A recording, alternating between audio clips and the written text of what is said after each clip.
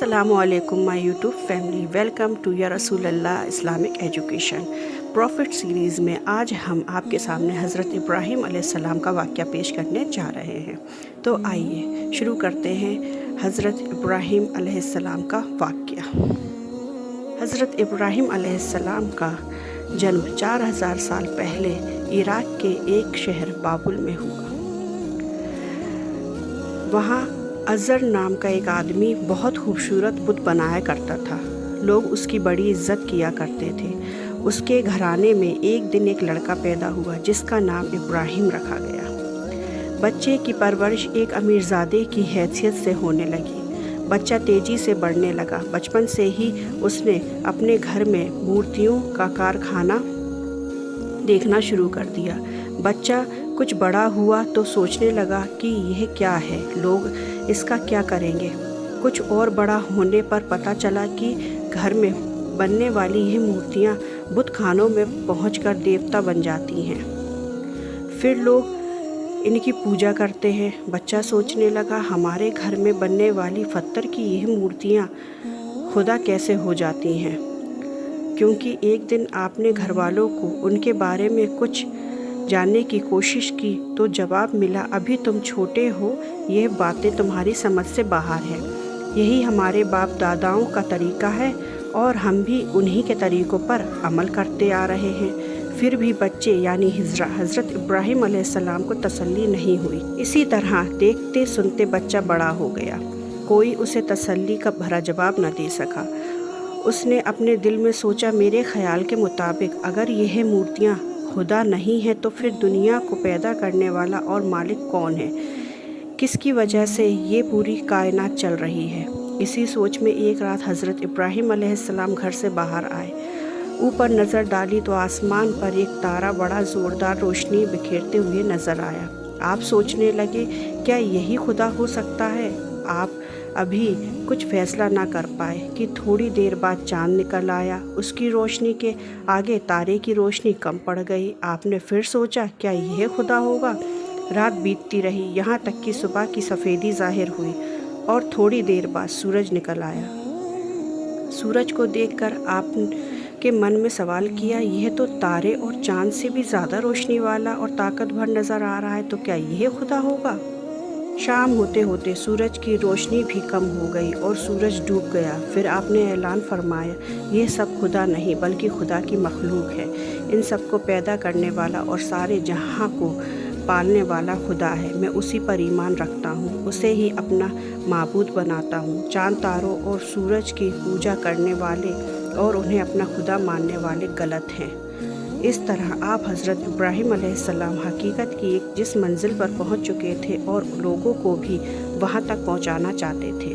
फिर उन्होंने लोगों को एक खुदा के बारे में समझाना शुरू किया, लेकिन लोग बिन देखे खुदा की इबादत करने के लिए राज़ी नहीं हुए, क्योंकि ये वह बरसों से जिनकी पूजा करते चले आ रहे थे उन्हें छोड़ना आसान नहीं था। आपने उन्हें बहुत समझाया लेकिन लोग उस खुदा को मानने के लिए तैयार न हुए। इस बात की वजह से लोगों ने आपके साथ बहुत बुरा बर्ताव किया, यहाँ तक कि इस बात से खफा होकर उस वक्त वहाँ के बादशाह ने आपको आग के दहकते हुए अंगारों में डाल दिया। आग के दहकते अंगारों में डालने के बावजूद आग आपको जला ना सकी, क्योंकि आपको खुदा पर पूरा यकीन था और खुदा ने आपको जलने से बचा लिया। इसके बाद बादशाह ने उन्हें अपने देश से निकाल दिया। वह इराक़ छोड़कर सीरिया चले गए। वहाँ से वह फ़िलिस्तीन चले गए। कहा जाता है कि इसी दौरान वह अपनी पत्नी हज़रत सारा के साथ मिस्र देश चले गए। मिस्र के बादशाह ने अपनी पत्नी हज़रत हाजरा को उनकी पत्नी हज़रत सारा की खिदमत में पेश किया। तब तक हज़रत सारा माँ नहीं बनी थी, उन्हें कोई औलाद नहीं थी। मिस्र देश से हज़रत इब्राहीम फिर फ़िलिस्तीन लौट आए। इसी बीच उनकी बीवी सारा ने हज़रत इब्राहीम से कहा कि आप हाजरा से निकाह कर लीजिए। उस समय हज़रत इब्राहीम की उम्र करीब 80 साल थी। खैर, सारा के कहने पर उन्होंने निकाह कर लिया और दूसरी पत्नी से एक बेटा हुआ। नाम रखा हज़रत इस्माइल। कुछ समय बाद सारा ने भी एक बच्चे को जन्म दिया। उनका नाम रखा गया हज़रत इसहाक।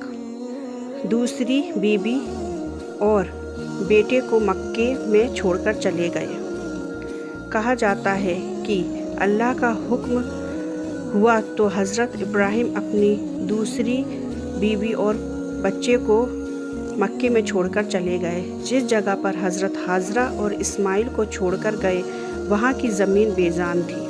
दूर दूर तक पानी तक नहीं था और ना ही हरियाली। रेगिस्तान में माँ और बेटे पानी और खाने के लिए भटकते रहे। हज़रत हाजरा अपने बेटे इस्माइल की प्यास बुझाने के लिए उन्हें एक जगह छोड़कर दूर दूर भटकती रही, लेकिन कहीं पानी की एक बूंद तक ना मिली। इधर प्यास से तड़प रहे हज़रत इस्माइल एड़ियाँ रगड़ रगड़ कर रो रहे थे। कहा जाता है कि जिस जगह वह एड़ियाँ रगड़ रहे थे वहाँ पानी का एक चश्मा फूटा। हज़रत हाजरा ने देखा तो अल्लाह का शुक्रिया अदा किया, उसी पानी से बेटे की प्यास बुझाई।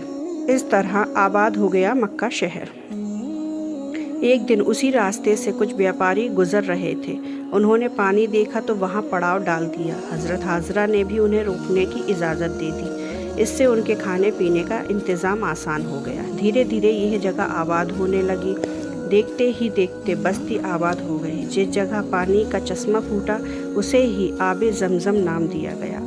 आज भी मौजूद है, जो आज भी मौजूद है। इस जगह का पानी पीना हर मोमिन का सपना होता है। यहीं पर खाना काबा आबाद हुआ। यहाँ अब भी लोग हर साल हज के लिए जाते हैं, को अल्लाह की राह में करने लगे कुर्बान।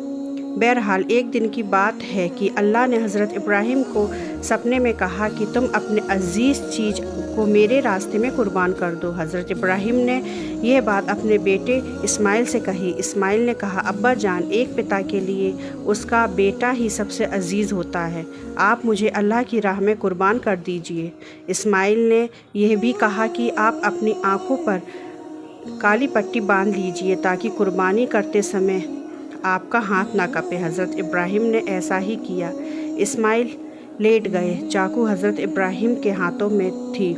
जैसे ही उन्होंने बेटे की गर्दन पर चाकू रखा, अल्लाह ने कहा कि ए इब्राहिम, तुमने अपने सपने को सच कर दिखाया। तुम मेरे नेक बंदे हो। तुम्हारी कुर्बानी कबूल हुई। अल्लाह का हुक्म हुआ और जिब्राइल अलैहिस्सलाम ने इस्माइल की जगह एक दुम्बा लिटा दिया। चाकू इस्माइल के बदले दुम्बे की गर्दन पर चली। जब इब्राहिम ने देखा तो दंग रह गए। इसी वजह से बाद में इस्लाम धर्म में कुर्बानी की, इसी वजह से हमारे यहाँ बकरीद मतलब कुर्बानी की जाती है।